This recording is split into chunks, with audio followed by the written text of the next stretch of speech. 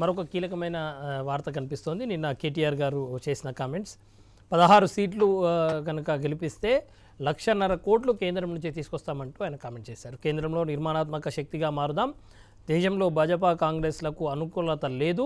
Nagar Kurnool Chevella parliament నియోజకవర్గాల సన్నాహక సమావేశంలో కేటీఆర్ కామెంట్స్. దీనికి సంబంధించిన డిస్కషన్లోకి వెళ్దాం. ఫహీం గారు, మీతో మొదలు పెడితే ఏంటి 16 సీట్లు ఇస్తే 1.5 కోట్లు కేంద్రం నుంచి తీసుకొస్తామని అంటున్నారు. కరెక్టే. ఇప్పుడు 14 సీట్లు వీళ్ళకు ఉన్నాయి. ఈ 5 సంవత్సరాల్లో వీళ్ళు ఏం సాధించారు?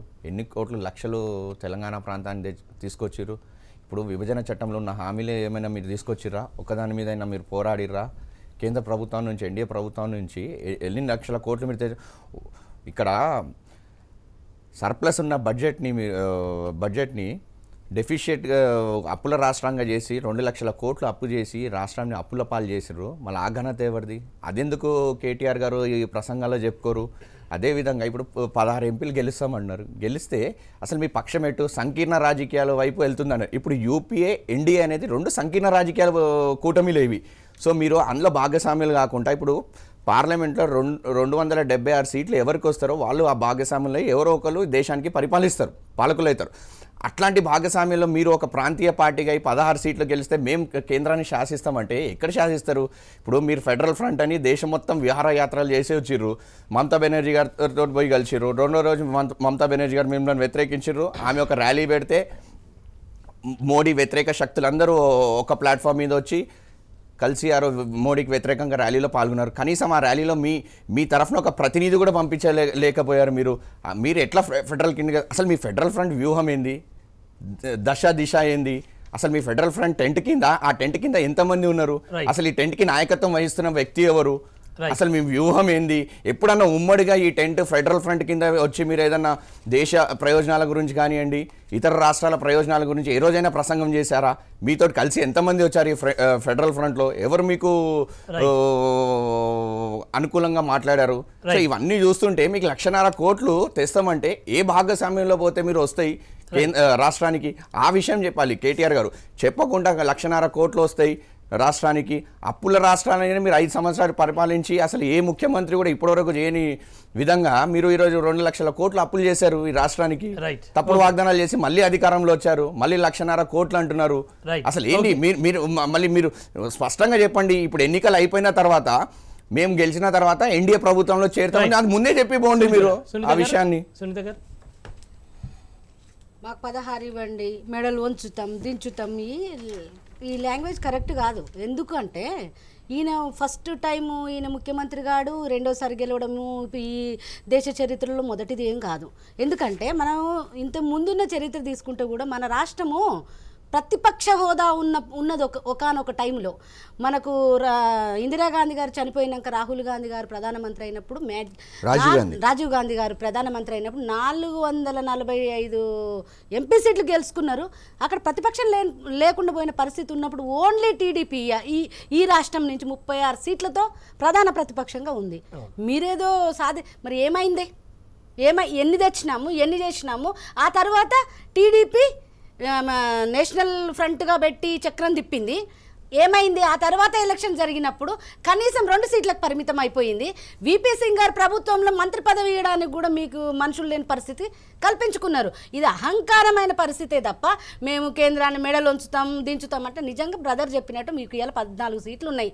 ఒక నంది ఎల్లయ్య గారు, మన దత్తాత్రేయ గారు, మా ఎంపీ సికింద్రాబాద్ ఎంపీ దత్తాత్రేయ గారు తప్ప మిగతా వాళ్ళంతా మీ దగ్గరే ఉన్నారు. మీ దగ్గరే ఉన్నప్పుడు మీరు ఇంకా సాధించేదంటే ఏముండదు. అంటే కేంద్ర ప్రభుత్వాన్ని బ్లాక్ మెయిలింగ్ చేస్తారా మీరు? 150,000 ఒక రకంగా కేంద్రం నుంచి నిధులు రావాలంటే దత్తాత్రేయ గారు కూడా అకౌంట్ లో ఉన్నట్టే కదా. ఆ రకంగా చూసుకుంటే నందిలయ్య గారు మినహా 16 సీట్లు ఇవాళ అనుకూలంగా ఉన్నట్టే. పోయినాం కదా మనము. దత్తాత్రేయ గారు ఈ రాష్ట్ర డెవలప్మెంట్ కోసం నిధులు అడగడానికి ఎన్నిసార్లు మీ ఎమ్మెల్యేలు, మీ ఎంపీలను తీసుకుపోయారు, మీరు 150,000 కోట్లు మీరు సాధించేది ఏంటండి? కేంద్ర ప్రభుత్వం ఇస్తూనే ఉంటుంది డెవలప్మెంట్. రాష్ట్రాల డెవలప్మెంట్కి ఆల్రెడీ 42% నిధులను పెంచింది. ఎక్కడ ఏ ప్రాజెక్టులకైనా మీకు ఎన్హెచ్లు కానివ్వండి, ప్రాజెక్టులకు కానివ్వండి కేంద్ర ప్రభుత్వం ఇస్తూనే ఉంది. మీరు కొత్తగా సాధించాల్సిన అవసరం లేదు. ఈ కేంద్ర ప్రభుత్వాలను బ్లాక్ మెయిలింగ్ చేసి మాకు 16 సీట్లు ఇవ్వండి అని ప్రజలు మభ్య పెట్టాల్సిన అవసరం లేదు. కేంద్ర ప్రభుత్వం నుండి యాజ్ యూజువల్ గా రాష్ట్రాలకు వస్తూనే ఉన్నాయి. శ్రీనివాస్ యాదవ్ గారు, 16 సీట్లు ఇవ్వండి అని చెప్తున్నాం. ఎందుకంటున్నాం? ఇవాళ కేంద్రంలో కాంగ్రెస్ ప్రభుత్వం ఉన్నప్పుడు రాష్ట్రంలో కేంద్రంలో వాళ్ళ అధికారులు ఉన్నారు కాబట్టి ఆంధ్రప్రదేశ్ ఎంపీలు వాళ్ళు పట్టుబట్టారు కాబట్టి కేంద్ర ప్రభుత్వం వాళ్ళు ఆంధ్రలో ఒక ప్రాజెక్టు జాతీయ హోదా తీసుకొచ్చారు. తెలంగాణలో కాళేశ్వరం ప్రాణిత చేవేల ప్రాజెక్టు తీసుకురావడంలో తెలంగాణ ప్రాంతానికి సంబంధించిన ఎంపీలు విఫలమయ్యారు. ఇలా దాన్ని మేము పార్లమెంట్లో మేము నిలదీసినాం. మాకు తెలంగాణకు సంబంధించిన ప్రాజెక్టులకు కాళేశ్వరం ప్రాజెక్టు జాతీయ హోదా ఇవ్వాలని చెప్పి మేము డిమాండ్ చేసినాం. భారతీయ జనతా పార్టీ ప్రభుత్వం కేంద్రంలో ఇలా ఫుల్ మెజార్టీ ఉన్నది. ఈ రాష్ట్రంకి వెళ్ళి దత్తాత్రేయ గారు కేంద్ర మంత్రి ఉన్నారు, ఏమైనా సాధించారా? ఏం కృషి చేయలేవారు, వాళ్ళు ఏం వాళ్ళ ప్రయత్నం చేయలే. పైగా వాళ్ళు తెలంగాణ అవమానించారు. తెలంగాణకి వెళ్ళి గెలిచిన ఏకైక ఎంపీ గెలిచిన దత్తాత్రేయ గారు సీనియర్ పొలిటీషియను, వారికి ఉన్న మంత్రి పదవి తీసేసిన చరిత్ర ఇవాళ తెలంగాణ ఎట్లా అవమానించారో ఇవాళ రాష్ట్రంలో ప్రజలు కూడా అందరూ చూశారు. అదేవిధంగా ఇవాళ తెలంగాణకు ఇలా మేము చిత్తశుద్ధితో పనిచేసినాం కాబట్టి 66 సంవత్సరాలుగా తెలంగాణలో 2500 జాతీయ రహదారులు ఉంటే ఇవాళ మా ఎంపీలు మెజార్టీ ఎంపీలు ఇలా కేంద్రంలో ఉన్నారు కాబట్టి ఇలా డిమాండ్ చేసినాం కాబట్టి ఇవాళ 3500 అదనపు జాతీయ రహదారులు సాధించిన పార్టీ ఇలా టీఆర్ఎస్ పార్టీ. అదేవిధంగా గతంలో యూపీఏ ప్రభుత్వం ఉన్నప్పుడు దేశవ్యాప్తంగా 7 ఎయిమ్స్లను శాంక్షన్ చేస్తే కనీసం ఉమ్మడి ఆంధ్రప్రదేశ్కి ఒక్క ఎయిమ్స్ కూడా శాంక్షన్ చేయాలి. తెలంగాణ నుంచి ఆంధ్రప్రదేశ్ గతంలో ఆంధ్రప్రదేశ్ ప్రభుత్వం నుంచి కాంగ్రెస్ పార్టీ ఆంధ్రప్రదేశ్ ప్రభుత్వం ఉన్నప్పుడు ఉమ్మడి రాష్ట్రంగా ఉన్నప్పుడు 33 స్థానాలు హైయెస్ట్ స్థానాలు యూపీఏ ప్రభుత్వం ఏర్పడడానికి ఆంధ్రప్రదేశ్ నుంచి ఇలా ఎంపీలు గెలిస్తే ఆ రోజు ఎంపీలకు అన్నారు ఉన్న పొన్నం ప్రభాకర్ గారు కనీసం ఉమ్మడి ఆంధ్రప్రదేశ్ రాష్ట్రానికి ఒక్క ఎయిమ్స్ కూడా సాధించలేకపోయారు. ఇవాళ మా ఎంపీలు ఇవాళ డిమాండ్ చేసి కొట్లాడారు కాబట్టి ఇవాళ తెలంగాణకి ఎయిమ్స్ వచ్చింది. నిజంగా వాళ్ళకు చిత్తశుద్ధి ఉంటే బీజేపీ ప్రభుత్వానికి చిత్తశుద్ధి ఉంటే వాళ్ళు స్టార్టింగ్ ఇవ్వాల్సింది. ఓకే, ఇక్కడ రేజ్ అవుతున్న ఒకే ఒక క్వశ్చన్. ఇవాళ కాంగ్రెస్ పార్టీ నుంచి ఇద్దరున్నారు.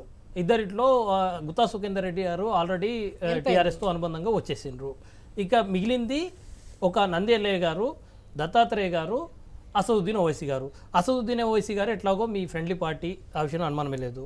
ఇక దత్తాత్రేయ గారి విషయము మీరు కేంద్రం నుంచి పోరాడి నిధులు తెచ్చుకుంటామంటే ఆయన అడ్డుకునే అవకాశమే లేదు కనుక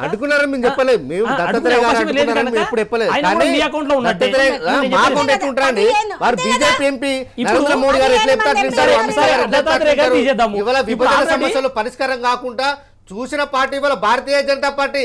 అందుకే ప్రజలు ఇలా తెలంగాణలో ఇలా బీజేపీని ఇలా ఖతం చేసిరు. రేపు రాబోయే ఎన్నికలు కూడా భారతీయ జనతా పార్టీకి తెలంగాణ పోయినసారి ఒక్క సీట్ వచ్చింది, ఈసారి ఆయన ఒక్క సీట్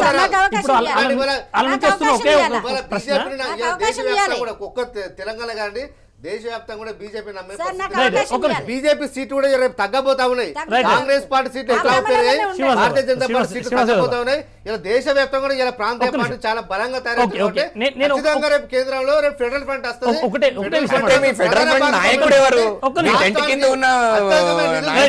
ఆ విశ్వాసంతోనే కేటీఆర్ గారు అన్న మాటకే ఇవాళ ఒకే ఒక క్వశ్చన్. ఇవాళ మీరు అనుకున్న 16 కంటే ఇవాళ 14 ఉన్నాయి. ఆల్రెడీ మీ దగ్గర 14 ఉన్నాయి. ఎంత తెచ్చారు అన్నది క్వశ్చన్ వస్తే ఏం సమాధానం? ఒక మాట అండి, ఇవాళ కేంద్రంలో భారతీయ జనతా పార్టీకి ఫుల్ మెజార్టీ ఉన్నది. వాళ్ళ ఎన్డీఏతో ఎన్డీఏలో కొన్ని పార్టీలతో ఎన్నికలు పోయినప్పటికీ కూడా వేరే పార్టీతో సంబంధం లేకుండా ఇలా బీజేపీ ప్రభుత్వం అధికారంలోకి వచ్చింది. ఇలా వాళ్ళ ఫ్రెండ్స్ వాళ్ళ మిత్రులను ఇలా టీడీపీ కానీ వేరే రాష్ట్రాల్లో వాళ్ళనే వాళ్ళు రేపు కేంద్రంలో బీజేపీ వచ్చే పరిస్థితి లేదు. వచ్చిన సీట్లు భారతీయ జనతా పార్టీ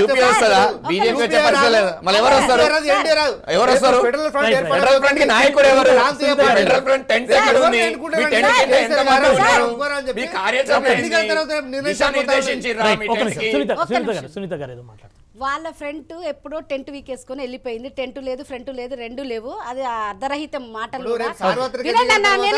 నేను మీ మధ్యలో కల్పించుకోవాలా, మీరు మాట్లాడొద్దు ప్లీజ్. మీరు ఇన్ని మాట్లాడినా నేను మాట్లాడలేదు, మీరు మాట్లాడొద్దు. మీరు గెలవరు, మీరు ఇది చేస్తారు అది చేస్తారని మీరు చెప్పాల్సిన అవసరం లేదు. ప్రజలకు తెలుసు కేంద్ర ప్రభుత్వం ఏం చేస్తుంది అనేది. మీరు ఏమేమి మేము కదా ఇవాళ ఏమ్స్ ఇచ్చింది ఎవరు ఇచ్చారు సార్ మీకు? మేమే ఇచ్చినాం కదా. ఎప్పుడు ఇచ్చారు మీరు? ఎప్పుడు కొట్లాడిన తర్వాత మీరు కొట్లాడేది ఏందండి? మీరు కొట్లాడేది ఏందండి? మేము ఇచ్చినాము, మేము ఇచ్చినాము, మీరు కొట్లాడేది మేము ఇస్తామని తెలుసు మీరు అడిగిండ్రు. మేము ఇచ్చినాము, మేము మధ్యలో సార్ ఇట్లా రన్నింగ్ కామెంటరీ చేస్తే మంచిగా లేదు.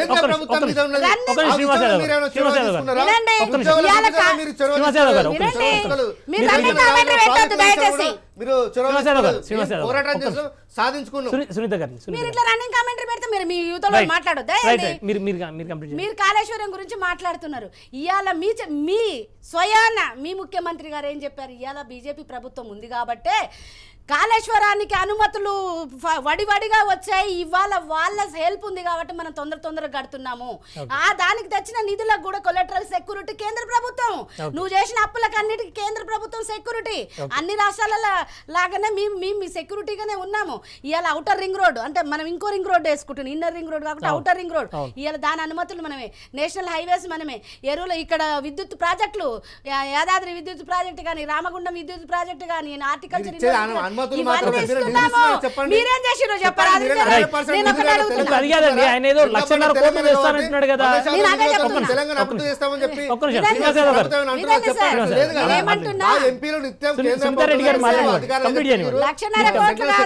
నేను ఇవాళ ప్రజల కోసం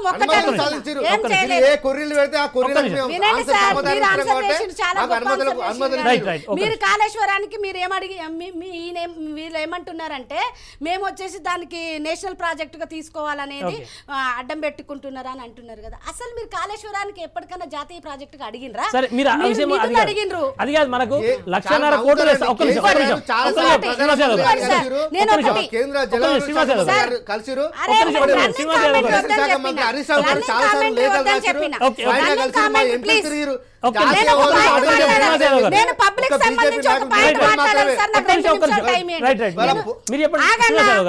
నేను పబ్లిక్ పాయింట్ ఒకటి మాట్లాడాలనుకుంటున్నా సార్. రాజకీయాలకు అతీతంగా ఈ రోజు మనకు 10% రిజర్వేషన్ మనకు ఈడబ్ల్యూఎస్ వర్గాలకు కేంద్ర ప్రభుత్వం రాజ్యాంగంలో పెట్టి మరీ ఇచ్చింది. ఇచ్చిన ఏదైతే 10% రిజర్వేషన్స్ ఉందో మన రాష్ట్రంలో అమలైతలేదు, అన్ని రాష్ట్రాలలో అమలవుతుంది. మన రాష్ట్రంలో కొంచెం ఇది పబ్లిక్ కోసం సార్. అయితే ఇప్పుడు ఏమైతుందంటే పిల్లలందా ఇప్పుడు ఆర్ఆర్బి ఎగ్జామ్స్ కానీ మనకు సెంట్రల్ గవర్నమెంట్ ఉద్యోగాలు 1,30,000 ఉద్యోగాలు పడ్డాయి సార్. వాటికి ఎలిజిబిలిటీ లేదు. ఎందుకు అంటే వాళ్ళకి అప్లికేషన్ ఫామ్లో ఈడబ్ల్యూఎస్కి సంబంధించిన ఎంఆర్ఓ నుంచి సర్టిఫైడ్ పేపర్ కావాలి. అది మన రాష్ట్ర ప్రభుత్వం ఇవ్వలేకపోవడం వల్ల ఆ పిల్లలు అప్లై చేసుకోలేకపోతున్నారు. అప్లై చేసుకోకపోవడం వల్ల మన రాష్ట్రంలో ఉన్న స్టూడెంట్స్, నేను ఇది పబ్లిక్ కోసం చెప్తున్నా సార్, ఈ రాష్ట్రంలో ఉన్న పిల్లలు ఏదైతే ఇప్పుడు ఉండండి సార్ ప్లీజ్ మీరు ఆగండి.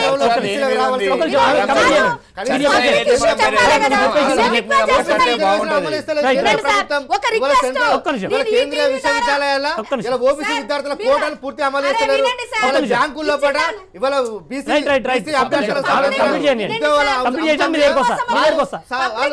ఇంప్లిమెంట్ చేస్తారు. ఎన్నికల ముందు న్యాయం చేస్తున్న విధంగా డ్రామా అవుతున్నారు తప్ప ప్రజలు నమ్మే పరిస్థితులు లేరు. పబ్లిక్ కోసం కూడా నష్టపోతున్నారు కాబట్టి ఈ రాష్ట్ర ప్రభుత్వం ఆ సర్టిఫికెట్లు స్పందించాలని చెప్పి మీరు డిమాండ్ చేస్తారు. ఓకే సార్, మన రాష్ట్ర ప్రభుత్వం నుంచి అన్ని నోటిఫికేషన్స్ వచ్చాయి. మనకు EAMCET notification, ECET notification, B Ed notification, last ఇవన్నీ నోటిఫికేషన్స్ వచ్చినాయి కాబట్టి ఏదైతే పేద విద్యార్థులకు ఉన్నారో వాళ్ళకి ఆ సర్టిఫికెట్ ఈ రాష్ట్ర ప్రభుత్వం ప్రొవైడ్ చేస్తే ఆ పిల్లలకు నిరుద్యోగ వాళ్ళే ఉద్యోగాలు సంపాదించుకుంటారు, వాళ్ళే సీట్లు తీసుకుంటారు. కాబట్టి ఈ రాష్ట్ర ప్రభుత్వాన్ని ప్రజల దృష్టితో, పిల్లల దృష్టితో, నిరుద్యోగుల దృష్టితో ఇది ఇమ్మీడియట్ గా మీరు ఈ 10% రిజర్వేషన్ ముందుకు రావాలని నేను కోరుతున్నా. 16 సీట్లు ఇస్తే 1,00,000 కోట్లు. మేము ఇప్పుడు కూడా అన్నాము, మీరు 14 సీట్లు పెట్టుకొని మొన్నటి నుంచి ఎవరు మెడల్ ఉంచిర్రు? ఏనాడైనా మోడీ గారు కానీ ఎన్డీఏ కానీ మెడల్ ఉంచరా? ఉంచలేదు. సో ఇప్పుడు 16 సీట్లు గెలిచిన తర్వాత ఎలా 1,00,000 కోట్లు మనం రైట్ మీరేం చెప్తారు? ఫైనల్ ఏం చెప్తారు దీని మీద? కాంగ్రెస్ పార్టీ యూపీఏ ప్రభుత్వం పోలవరాన్ని జాతీయవదిస్తూ బిల్లులో పెట్టింది. ఓకే, ఇవాళ మేము టీఆర్ఎస్ ఎంపీలుగా కేంద్ర ప్రభుత్వం కొట్లాడినాం. కాళేశ్వరం ప్రాజెక్టు కూడా జాతీయ హోదా ఇవ్వాలని చెప్పినాం. కనీసం బీజేపీ ప్రభుత్వాన్ని నిలదీసింది కాంగ్రెస్ పార్టీ, రాహుల్ గాంధీ గారు నిలదీసారా? అన్ని అంశాల మీద మాట్లాడుతున్నారు రాహుల్ గాంధీ గారు. విభజన సమస్యల గురించి తెలంగాణ కాళేశ్వరానికి సంబంధించి జాతీయ హోదా అని చెప్పి కాంగ్రెస్ ప్రభుత్వం ఇప్పుడు నిలదీసిందా? కాంగ్రెస్ పార్టీ నిలదీసిందా? సునీత గారు మీరు ఫైనల్ ఏం చెప్తారు? ఒక నిమిషం. ఇప్పుడు కాళేశ్వరం గురించి మాట్లాడుతున్నారు 2016 Final వరకు మీరు వీళ్ళు చెప్పండి. అడగలేదు Final మీరు చెప్పండి. ఏమంటే 16 సీట్లు 1.5 కోట్లు మీరు ఫైనల్ గా ఏం చెప్పండి ఏం చెప్తారు చెప్పండి. వాళ్ళు 16 సీట్లు వచ్చినా ప్రభుత్వం ఏర్పాటు చేసేది లేదు. Okay. వాళ్ళకి ఇంకే సీట్లు వచ్చినా వాళ్ళ Right. ఫ్రంట్ లో ఎవరు లేరు, Okay, వాళ్ళకి okay. ఒక టెంట్ లేదు. ఇంకో- ఇదంతా ఊరికే వాళ్ళు మభ్య పెట్టడానికి తెలంగాణ Right, ప్రజలు right. మోసం చేయడానికి రైట్ చేస్తున్న రైట్ ఓకే ప్రక్రియ. రైట్ ఇది కేటీఆర్ గారు చేసిన కామెంట్కి సంబంధించిన చర్చ. మరొక కీలకమైన అంశం కనబడుతుంది, మనకి ఎక్కువ టైం లేదు. ఈ నయీం కేసులో ఇది ఇప్పటికే మొత్తం నయీం కేసు ఎక్కడో నిలబడిపోయినట్టుగా కనిపిస్తుంది. కానీ చాప కింద నీరున నయీం చేసిన ఏదైతే అక్రమ సంపాదన ఉందో, అక్రమ ఆస్తులు ఉన్నాయో వాటన్నిటిని చాప కింద నీరులా ఇతరుల పరమవుతున్న పరిస్థితి. దానికి సంబంధించిన నిర్ణయ కదలికలు కనిపించాయి. నిన్న 2 ఆఫీసర్లకు సంబంధించిన బదిలీలు కనిపించాయి. చేతులు మారిన నయీం బినామీ ఆస్తులు పోలీసులకు తెలిసే జరిగిందని నిర్ధారణ. భువనగిరి డీసీపీ ఇన్స్పెక్టర్లపై బదిలీ వేటు, నయీం అనుచరుల ఇళ్లలో సోదాలు అన్న వార్త. మనకి ఎక్కువ టైం లేదు. ఫహీం గారు మీతో మొదలు పెడితే ఏం చెప్తారు మీరు? ఇప్పుడు మనకి ఎక్కువ టైం. నయీం ఏదైతే ఘటన జరిగిందో ఆ రోజు మీరు ఒక సిట్ ఏర్పాటు చేస్తున్నారు. ఆ సిట్ ఏదైతే ఉందో ఇప్పటి వరకు ఆ ఆస్తులు జప్తు చేసి దాని వివరాలు కానీ అని నయీం డైరీ ఏదైతే ఉందో ఆ డైరీని మళ్ళీ మార్చారా, ఏం చేశారా, ఇప్పటివరకు దాన్ని ఎక్కడ కూడా బహిరంగంగా సిట్ అధికారులు ఎక్కడ ప్రకటించలేదు.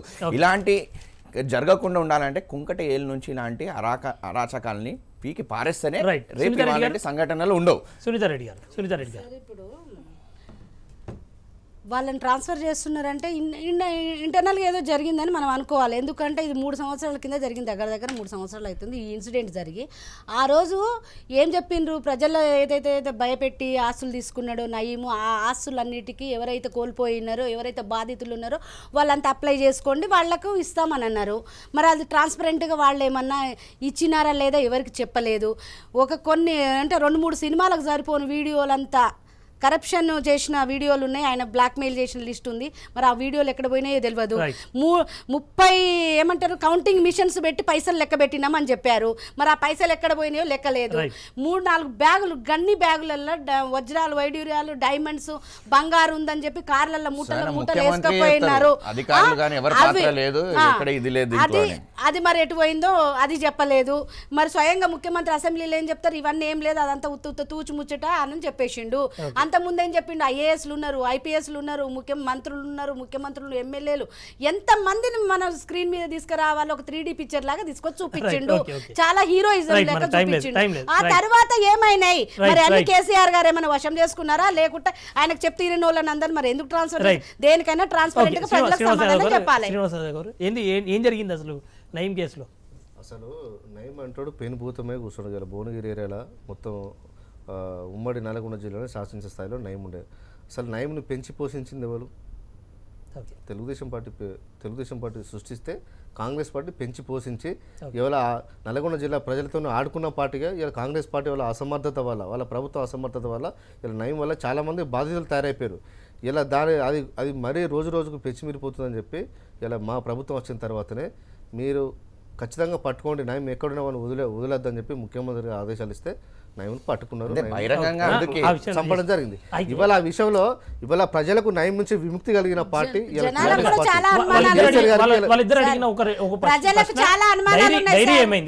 డైరీ ఏమైంది, ఆయన దగ్గర తీసుకున్న డబ్బులు ఏమైనాయి, ఆ బంగారము వజ్రాలు ఏదో ఉంటే అది, ఆ తర్వాత అక్కడ ఈ ఏదైతే ప్రాపర్టీస్ వాళ్ళకు ఎవరైతే బాధితులు ఉన్నారో వాళ్ళకి ఇస్తామని చెప్పన్నారు, అదేమైంది అని చెప్పని వాళ్ళు అడుగుతున్నారు. ఇప్పుడు డైరీ ఉన్న విషయం కానీ అదేవిధంగా వజ్రాలు, వైడూరాలు అని చెప్పి పోలీసులను బయట చెప్పారు. ఏమన్నా ఉంటే చెప్తారు, కోర్టుకు అప్ప చెప్తారండి, మన కాదు ముఖ్యమంత్రి గారికి అప్ప చెప్పారు కదా. కోర్టును ప్రభుత్వం టీఆర్ఎస్ పార్టీ కేసీఆర్ గారే చిత్తశుద్ధితో పనిచేశారు. మీ వల్ల చాలా మంది మీరు నయీంను అడ్డం పెట్టు, కాంగ్రెస్ నాయకులు నయీంను అడ్డం పెట్టుకొని ప్రజలను భయప్రాంతం గురించి ప్రజల ఆస్తులు గుంజుకున్నారు. కాంగ్రెస్ నాయకులు నల్లగొండ జిల్లాలో ఏ నాయకుని సర్వే చేసినా ఏ ప్రజలను గదించారు కూడా ఆ విషయం చెప్తారు. ఒక నిమిషం మీరు ఫైనల్ గా ఏం చెప్తారు, ఒకటే వర్డ్ లో చెప్పండి, మీరు కంప్లీట్ చేయండి. నేను ఒకటే చెప్తున్నా, నయీం ఆస్తులు ఏదైతే జప్తు చేసిర్రో ఆ రోజు ముందు వచ్చి ప్రజలకు వాళ్ళు ఎవరైతే బాధితులు ఉండే వాళ్ళకు అప్పగించి వాళ్ళు ఏవైతే ఉండే వాళ్ళు ఏవేవైతే వస్తువులు కానివ్వండి, వాళ్ళ డబ్బులు కానివ్వండి, వాళ్ళ ఆస్తులు కానివ్వండి, ఆ రోజే ఈ ముఖ్యమంత్రి గారు సిట్ వేసినప్పుడు అప్పచెప్తే ఈ రోజు ఈ పరిస్థితి వచ్చేది కాదు. సునీత గారు మీరు ఫైనల్ గా ఏం చెప్తారు? అనుమానాలకు దారి తీసే విధంగా మాట్లాడుతున్నది వాళ్ళే అన్ని రకాలుగా. ప్రజలకు చాలా అనుమానాలు ఉన్నాయి. ఎందుకు అంటే నా వాయిస్ కాదు, ప్రజల వాయిస్ ఏంటంటే వాళ్ళకు కూడా అనుమానాలు ఉన్నాయి. వీళ్ళకి ఎదురు తిరిగితేనే వాడిని మట్టు పెట్టారని కొంతమంది, పట్టుకొచ్చి మట్టు పెట్టారని కొంతమంది, రకరకాల నేనేమంటానంటే ట్రాన్స్పరెంట్ గా మీ ప్రభుత్వం ప్రూవ్ చేసుకోవాలి. మరి వాళ్ళు మీకు ఏమైనా ఎదురు తిరిగిందా, లేదంటే వాళ్ళు ఏమైనా ఆస్తులను కరప్షన్ చేసిరా, వాళ్ళ పేరు మీద ఏమైనా మార్చుకున్నారా, వాళ్ళు లేకుంటే ఇంకెవరి పేరు మీద ఇచ్చి అదన్నా చెప్పాలి కదా. ఏం జరిగిందో చెప్పాలి కదా.